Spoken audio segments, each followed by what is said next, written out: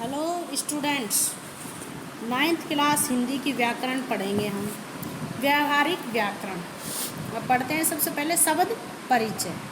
अर्थ, ध्वनि, उत्पत्ति, व्युत्पत्ति, रूप परिवर्तन और वाक्य प्रयोग के अनुसार शब्दों के भेद माने जाते हैं। वस्तुतः शब्द की रचना, उसका अर्थ और उसकी प्रकृति के अनुसार उसका वर्गीकरण उचित माना जाता है।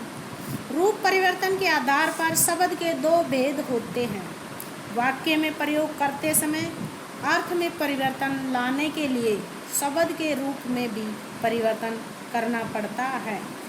इस दृष्टि से शब्द दो प्रकार के होते हैं, विकारी और अविकारी। विकारी शब्द वे होते हैं जिनका रूप लिंग, वचन या कारक के प्रभाव से बदल जाता है अथवा वाक्य में प्रयोग करते समय उनके रूप में कुछ विकार उत्पन्न हो जाता है।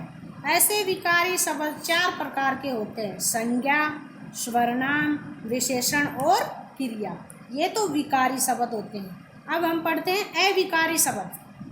अविकारी वे शब्द होते हैं जिनका रूप वाक्य में लिंग, वचन या कारक के कारण नहीं बदलता है, अर्थात उनमें विकार नहीं आता है, उनका रूप अपरिवर्तित रहता है।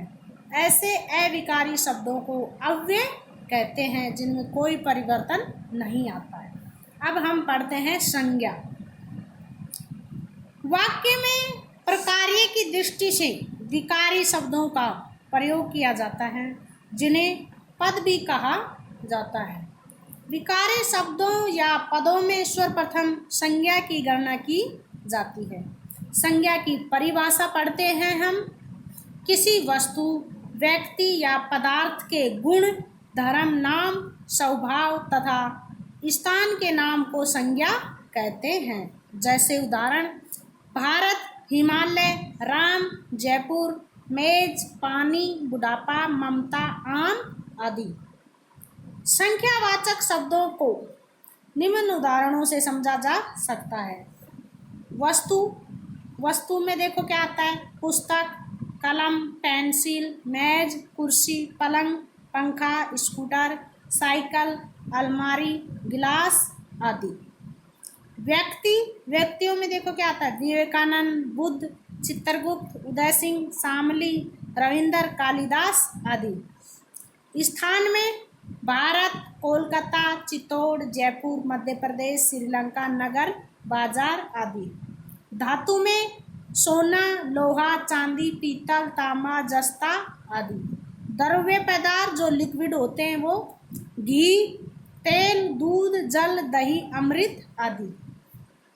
समुदाय देखो, भीड़, दल, सभा, कक्षा, सेना, संगठन आदि। पदार्थ में देखो, कोयला, लकड़ी, चीनी, आटा, चना, दाल आदि।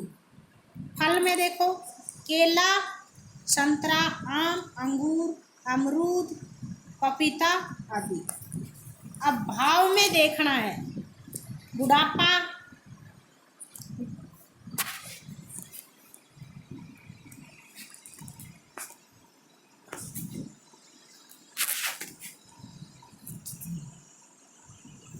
भाव में देखो, बुढ़ापा, गर्मी, सर्दी, मिठास, बचपन, धैर्य, लंबाई, सौंदर्य, माधुर्य, ममता, मित्रता आदि।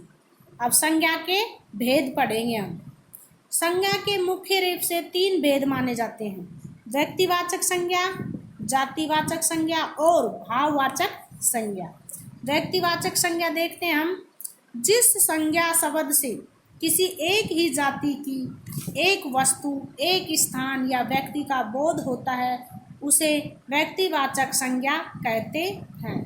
जैसे उदाहरण, कमल, रमेश, रमा, अरावली, गंगा, भारतवर्ष, दूध, जयपुर आदि। इन उदाहरणों में कमल एक पुष्प का नाम है, रमेश एक व्यक्ति का नाम है, रमा एक स्त्री का नाम का बोध कराते हैं, इसलिए ये सब शब्द व्यक्तिवाचक संज्ञा हैं। अब दूसरा है अपना जातिवाचक संज्ञा। जिस संज्ञा से किसी एक जाति, एक वर्ग या एक समूह की सभी वस्तुओं का बोध होता है उसे जातिवाचक संज्ञा कहते हैं। जैसे पर्वत, नदी, नगर, पक्षी, फूल, बंदर, लड़का, देश आदि। इन उदाहरणों में पर्वत सभी पर्वतों का, नदी सभी नदियों का, नगर सभी नगरों का और पक्षी सभी पक्षियों का बोध करा रहे हैं। इस प्रकार अन्य शब्द भी अपने वर्ग का बोध कराते हैं। अब तीसरा पॉइंट अपना भाववाचक संज्ञा। संज्ञा के तीन ही भेद हैं। तीसरा है भाववाचक संज्ञा।